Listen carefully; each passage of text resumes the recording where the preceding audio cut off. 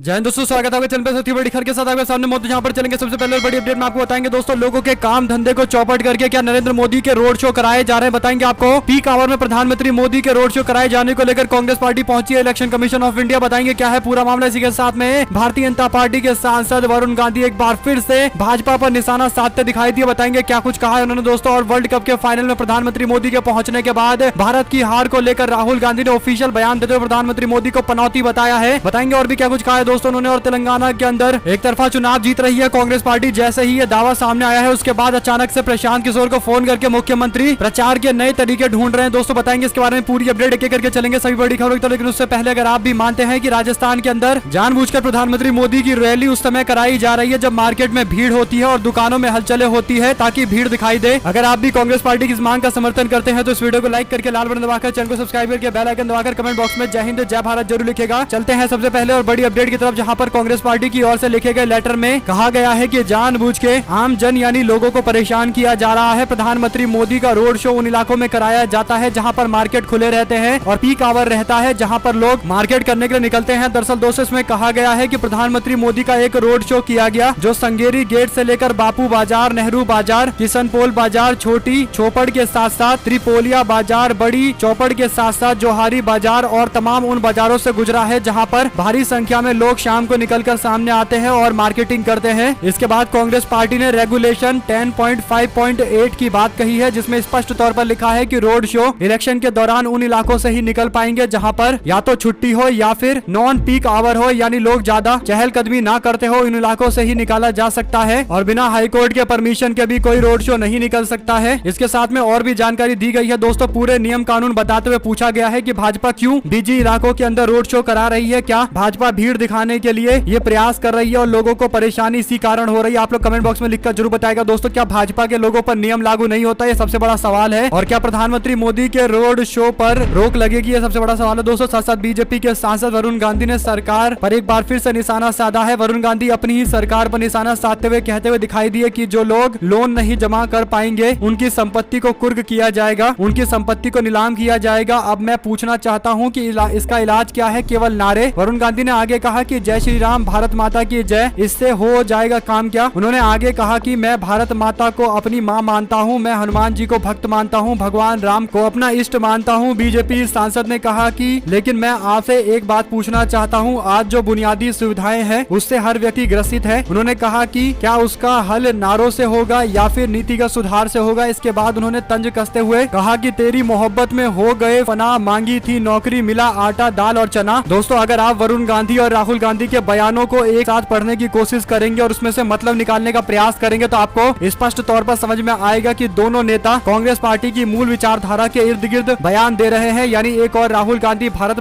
माता की असली परिभाषा बता रहे हैं तो दूसरी ओर वरुण गांधी भी इसी तरीके से बयान देते हुए कह रहे हैं कि भारत माता की जय के नारे या फिर जय श्री राम के नारे से क्या काम हो जाएगा। यानी दोनों नेताओं के बयान से एक बात तो स्पष्ट हो गई है कि दोनों नेताओं के बीच में केदारनाथ में मुलाकात हुई है और उसके बाद कांग्रेस पार्टी की मूल विचारधारा को आगे बढ़ाते हुए लोगों को समझा रहे हैं कि नारेबाजी से कुछ नहीं होता, देश के लोगों के विकास से ही भारत का विकास होगा। असली में भारत माता की जय तब होगा जब देश के गरीबों मजदूरों की आवाज सुनी जाएगी। और यही बड़ा कारण है दोस्तों कि दोनों नेता 2024 के चुनाव से पहले भारतीय जनता पार्टी की सिरदर्द बढ़ा रहे हैं। आप लोग कमेंट बॉक्स में अपनी राय जरूर लिखकर बताएगा, क्योंकि ये तो स्पष्ट हो चुका है कि वरुण गांधी भाजपा से चुनाव नहीं लड़ेंगे, लेकिन उनका अगला रास्ता क्या होगा ये सबसे बड़ा सवाल है। साथ साथ वर्ल्ड कप फाइनल में ऑस्ट्रेलिया ने भारत को हरा दिया। टीम इंडिया की हार से पूरा देश निराश है। हालांकि कांग्रेस पार्टी के नेता राहुल गांधी ने प्रधानमंत्री मोदी पर जोरदार निशाना साधते हुए राजस्थान के बाड़मेर में एक जनसभा को संबोधित करते हुए कहा कि कभी क्रिकेट मैच में चले जाएंगे तो हरवा देते हैं, पीएम मतलब पनौती मोदी। यानी दोस्तों पीएम शब्द का फुल फॉर्म बताया है उन्होंने, पनौती मोदी। आप लोग कमेंट बॉक्स में अपनी राय जरूर लिख बताएगा। साथ साथ इंटेलिजेंस की रिपोर्ट बीआरएस पार्टी को मिल चुकी है, केसीआर की सरकार जाने वाली है। इस तरीके के संकेत मिलने के बाद अब प्रशांत किशोर से बीआरएस पार्टी के बड़े नेताओं ने, केसीआर ने और केटीआर ने अपने घर पर 3 से 4 घंटे तक बातचीत की है। शाम को 6 बजे से लेकर 9 बजे तक दोनों नेताओं ने प्रशांत किशोर से मुलाकात की है और आने वाले 9 दिनों के अंदर किस तरीके की चुनावी रणनीति होनी चाहिए इसे लेकर चर्चा की गई है। आपको बता दें कि लोक पोल ओपिनियन पोल तेलंगाना को लेकर दावा करता है कि कांग्रेस पार्टी मिनिमम 69 सीटें और मैक्सिमम 72 सीटें जीतेगी, जबकि बीआरएस पार्टी 36 सीटें मिनिमम और 39 सीटें मैक्सिमम जीतेगी। एआईएमआईएम 5 से 6 सीटों पर सिमटेगी, बीजेपी 2 से 3 सीट इकट्ठा कर पाएगी। यानी इसी तरीके के सर्वे सामने आने के बाद प्रशांत किशोर से राय